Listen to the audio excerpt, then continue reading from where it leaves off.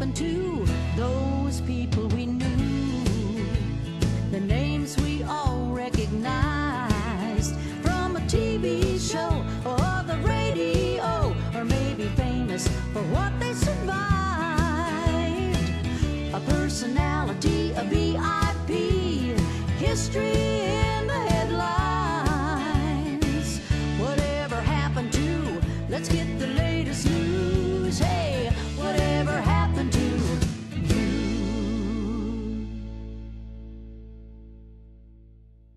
Hi, I'm Doug Thompson. Welcome to this edition of Hey, Whatever Happened To, a show that takes a look each week at another celebrity from Kansas or with a strong connection. You won't find anybody with a stronger connection to Kansas than Dwight David Eisenhower, 34th President of the United States, Supreme Commander during World War II, 5-star general. We're going to go to the Eisenhower Center and visit with the director, Carl Weisenbach, for one of the best interviews I think we've done on one of the individuals who's not only well known through Kansas, but worldwide, and always took pride and great pride in the fact he was from Abilene, Kansas. And so stand by, because we're going to go to Eisenhower Center next, and if you're ever in the area, go by the Eisenhower Center. It is the most beautiful library, presidential library and facility you'll ever run into. Thanks for watching. Hey, whatever happened to you?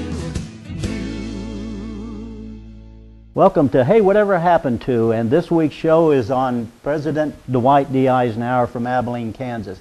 I'm visiting with Carl Weisenbach, the director of the entire complex. And Carl, we're in the presidential office, Dwight Eisenhower's presidential office, and he actually used this office on occasion when he came back, didn't he? He sure did. In fact, we think he probably used the office about 10 times. And I decided to reopen the office because I wanted people to have an opportunity to see exactly where Eisenhower worked when he did come out to Abilene in the years after he left the presidency. It certainly is an honor to be the director of the Presidential Library, Museum, and Boyhood Home, as we say.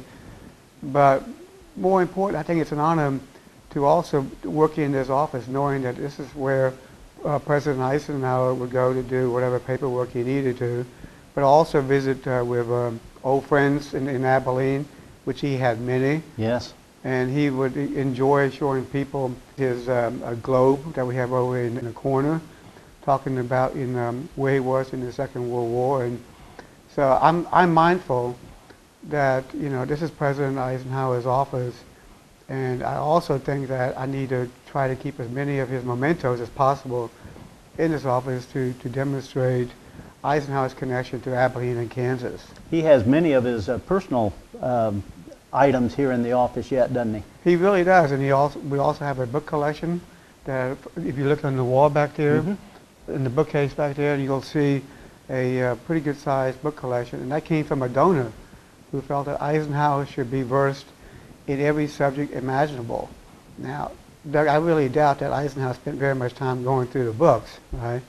I think his emphasis was more on, you know, greeting visitors and talking about the Second World War and what he did during the presidency and so forth. You know, I think he was extremely proud of his family, of the connections to Abilene, and I think you're right. He built lifelong relationships with people here in Abilene, and he was an amazing person. And the fact that you use his office for the duties that you do here is tremendous. I know when I came in and I told your assistant, Samantha Kinner, your communications director, I said, you know, it's amazing up here that these are Eisenhower's personal items, and he's got a picture of you and your son playing some soccer, and you've got your daughter's picture up here.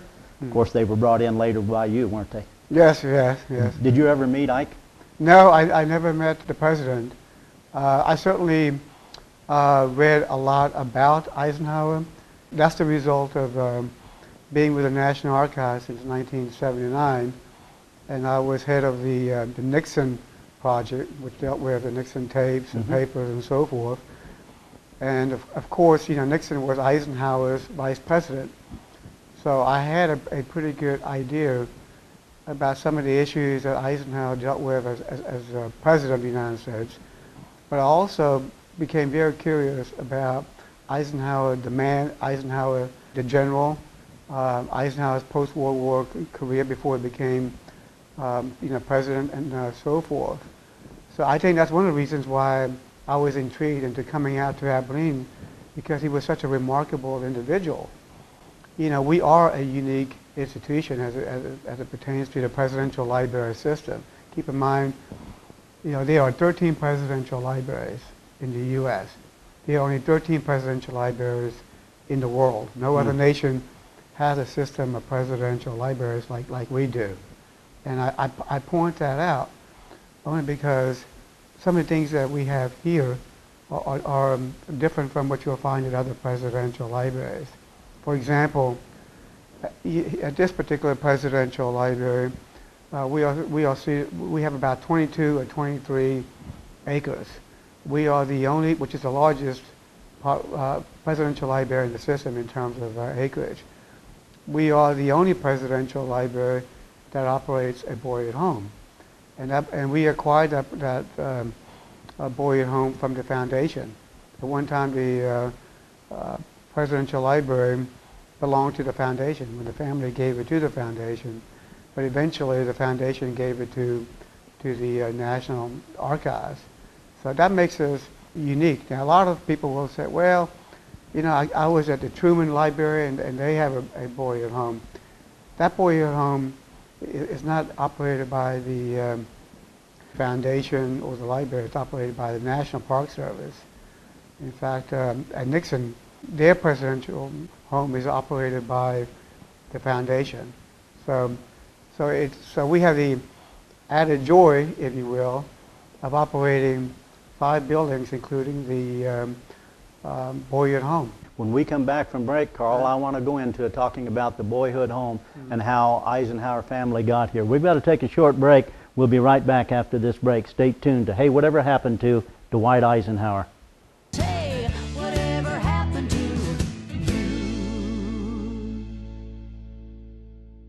Welcome back to Hey, Whatever Happened to Dwight Eisenhower. We're at the Eisenhower Presidential Library right now. I'm visiting with Carl Weisenbach, who's the director, and we're in President Eisenhower's personal office when he was back here, and you said he had used this at least 10 times, give or take. How did the Eisenhower family wind up in Abilene, Kansas? Well, the Eisenhower family were part of the migration from Pennsylvania to Kansas in the 1860s, I think it was. And the family lived right across from us. Eventually, in that particular house, all of the boys were born here except for one, and that was our hero, Dwight Eisenhower. He was born in Denison, Texas in 1890. He lived there for about 2 or 3 years, came back to Abilene. The family returned back to Abilene.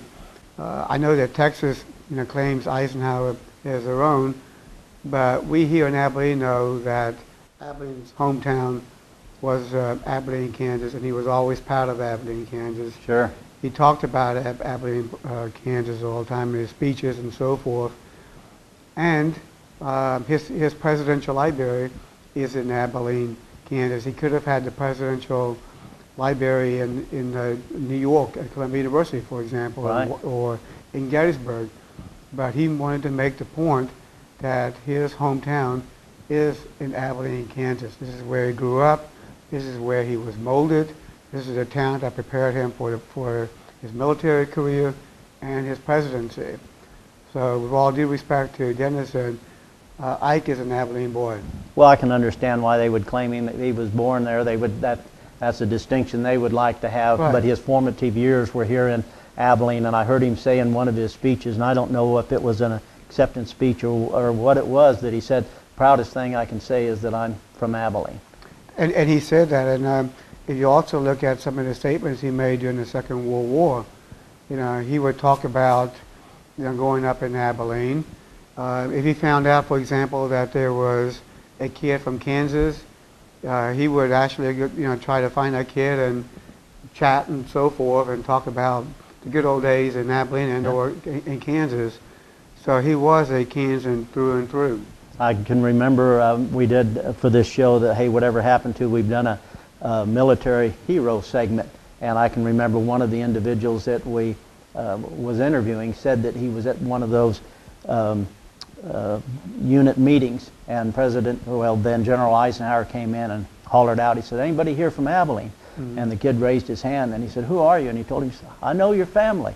And they had a little conversation, and then he went on to his other duties. But he was very much in love with the community, and in the community with him. How did all of this come about? Because is there a foundation, or how did all this occur? Yeah, it's kind of a convoluted chronology, right? So I'll try not to get into the weeds. But the bottom line is that the Eisenhower home was already, here on the grounds, right? But in the mid-1940s, there was an effort by the state of Kansas to honor Eisenhower. Because of his war record? Because of his war record. Keep in mind, by 1945, he wasn't just a national hero, he was an international hero. He was a savior, if you will. He was a great liberator, right, and so forth. And there was a movement afloat to thank Eisenhower, to commemorate his service and so forth. So there was a foundation created. It was called the Eisenhower Foundation. It is the same Eisenhower Foundation that is active in the community. The Eisenhower Foundation succeeded in taking control of the Boyhood Home, and eventually the Eisenhower Foundation was also responsible for creating a museum to house Eisenhower's military career, or to tell the story about Eisenhower's military career. But it was also to honor the veteran, the American soldier too. So it had a dual purpose. But Eisenhower became president in 1953, and as time went by, there was a realization that there may be a presidential, library. And if Eisenhower does have a presidential library, where will it go?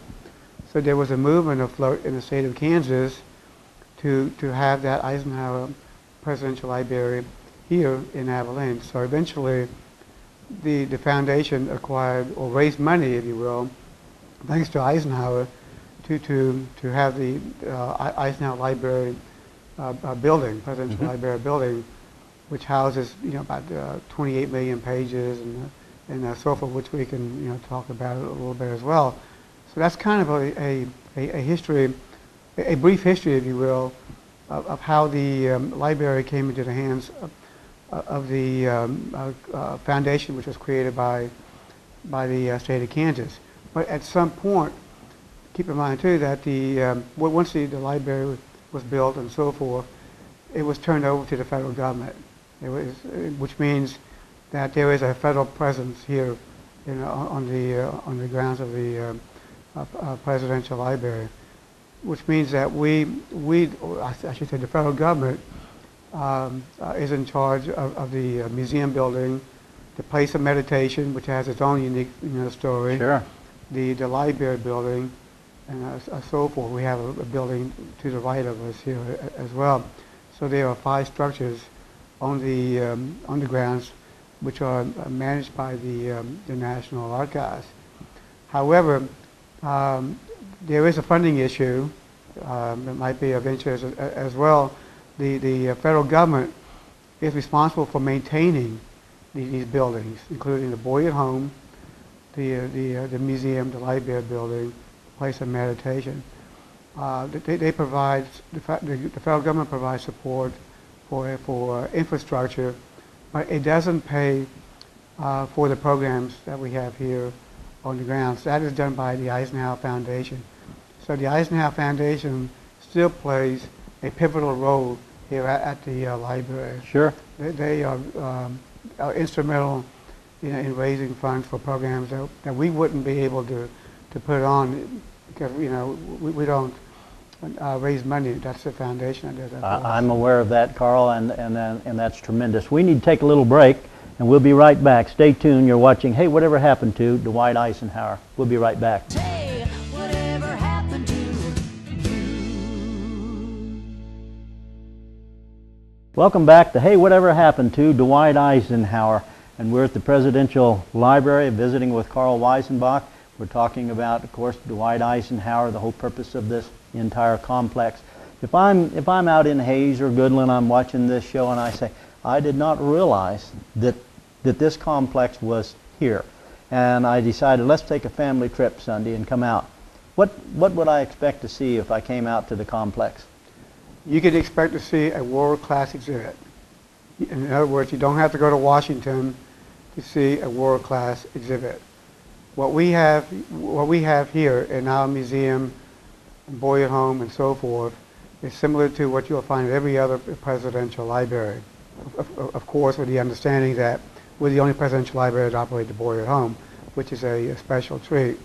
Speaking of the Boyhood Home, can you go through the Boyhood Home? Yes, you can. You can. That's amazing, because you can walk through the home that Eisenhower was raised in. Him and his family. His family became, all of the siblings became famous in their own right. And right. We could have done a whole show on, picked out any of the family. Oh, exactly. And have done the same thing. So they have a tremendous history of their own. But they had to get that from somewhere. Who was the influence? Of course, the mother and father. But was Mom the one that gave the religious training to the kids, or Dad? I would say it's probably the mother. Right? I think the father gave the discipline, kept the boys in line, and as well as you can imagine, that might have been a little bit difficult with so many boys running around a relatively small house. In fact, there's a good book called At Ease. It's a story I tell my friends, written by Ike, right? And he talks about growing up in Abilene in that little house. So if anybody's really interested in learning more about growing up in Abilene and what it meant to the president, right?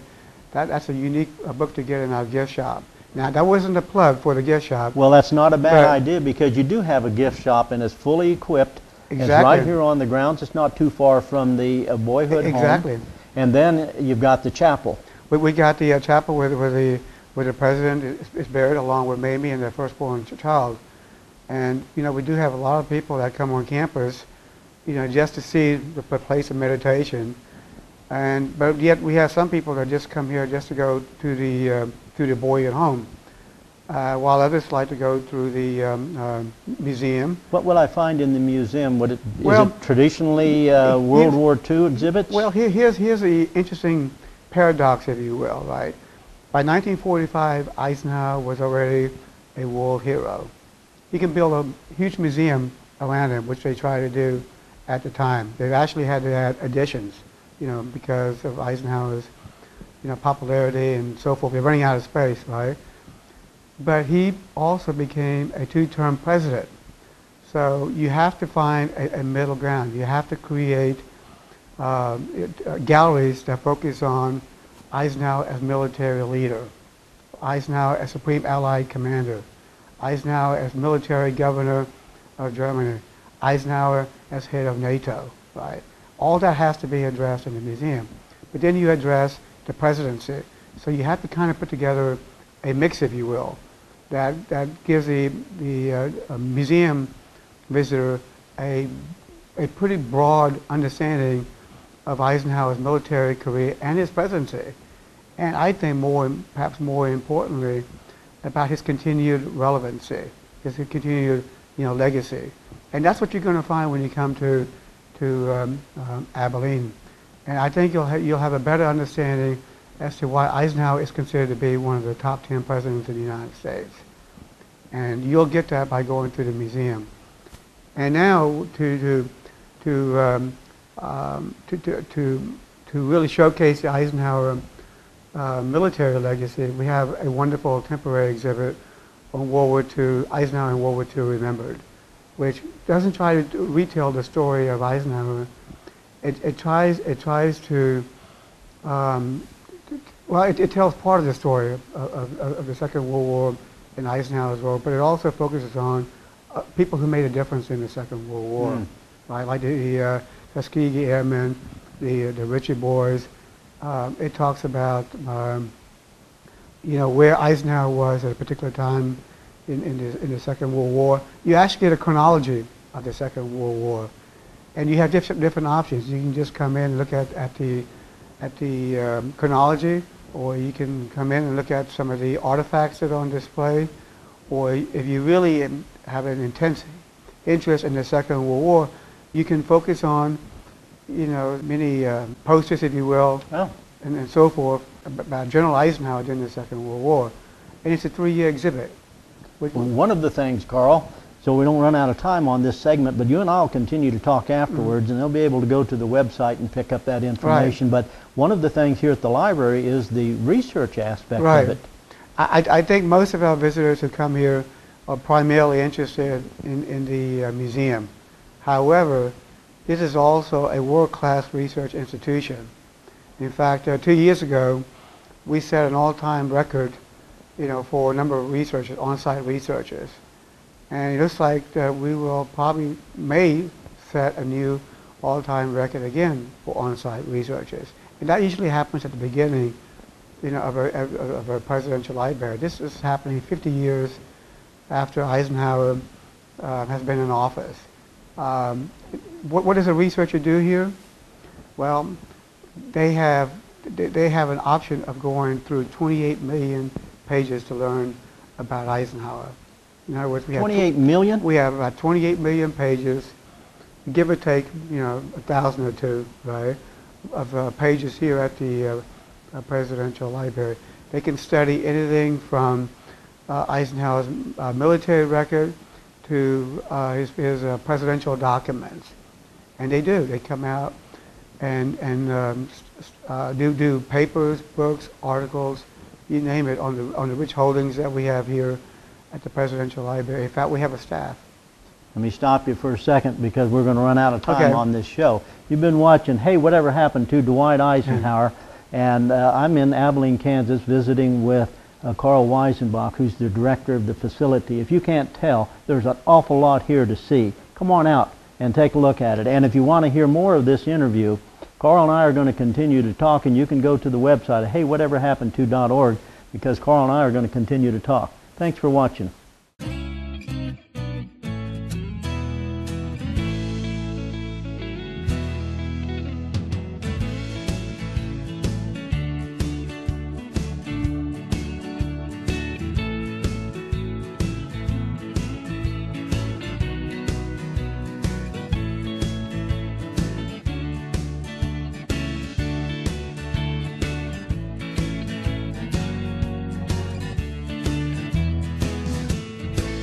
Bye, everybody.